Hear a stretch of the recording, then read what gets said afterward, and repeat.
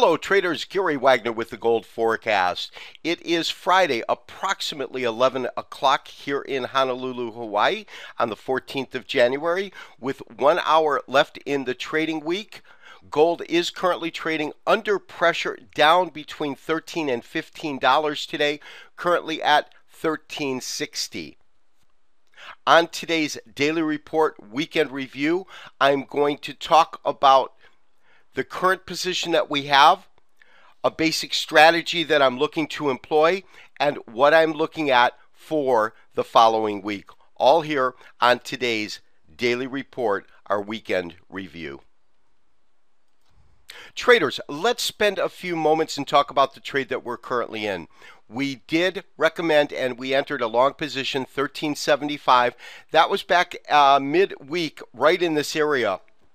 We are looking at a 60-minute candlestick chart. So we can see this is where we saw that three-river Morningstar variation. And in fact, the trade started out and worked really well. As you can see, the market came up and it did trade around 1390. It did trade sideways for a time, and obviously over the last day, actually since last night, it has come down and is currently tracking at, as I said, 1359,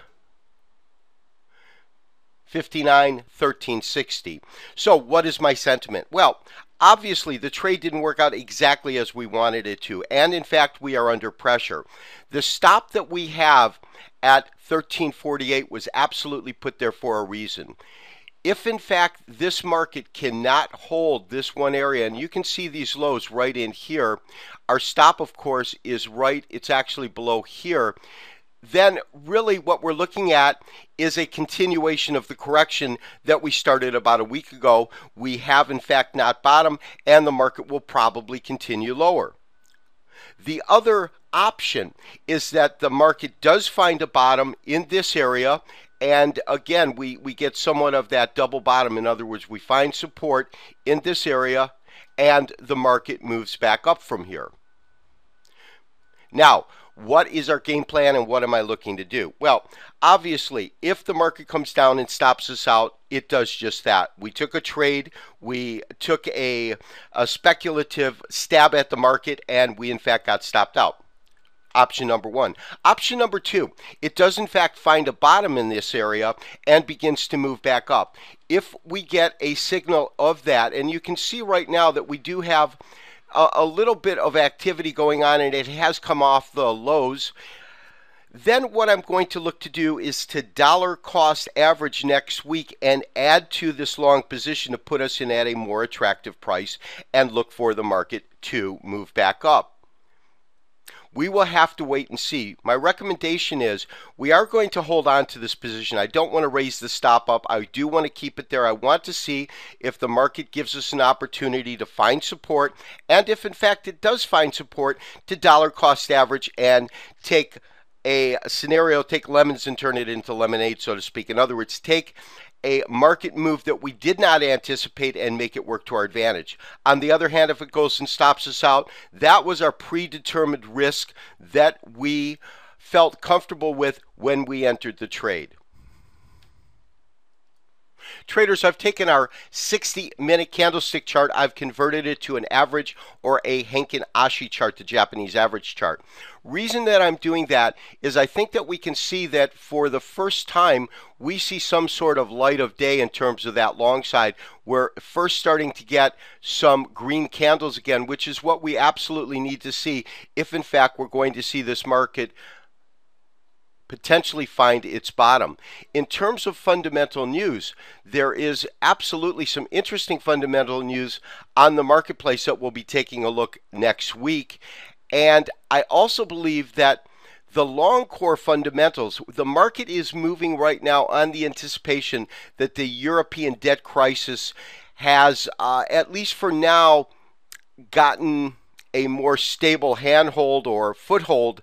There was a remark by the German chancellor that said we would do whatever we have to protect the euro. The euro has been just steamrolling away. That's been really, really strong over the last week, and that's been causing this sell-off that we saw really starting yesterday into last night in gold. Lastly, I do want to talk about what I'm looking at for next week and my anticipation of different support and resistance areas.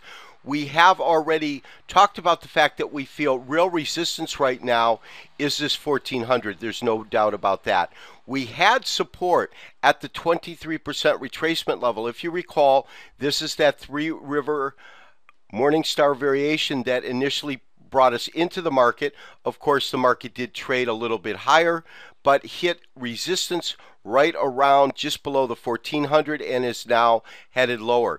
If in fact it cannot find a bottom in this area, if it does not find support in this area at the beginning of next week, as the market begins to trade and really digest any of the new news that happened over the weekend and the sentiment of what's going to happen next week, the real next logical point, if it cannot hold that area, I believe, is this 38% retracement level of 1325. That's really the next logical, very, very strong support level within the market. We will have to see what next week brings. Again, we're going to maintain our position. If we do get stopped out, we get stopped out. If we see any kind of bottom activity and we see a base being built and the market begins to break back to the upside, we will dollar cost average. So we have a game plan intact. If in fact it breaks through, we also have an understanding or a belief of where we believe this market might go to, which is 1325. This has been Gary Wagner wishing you, as always, good trading, and we'll talk to you on Sunday for the next market update. Bye-bye.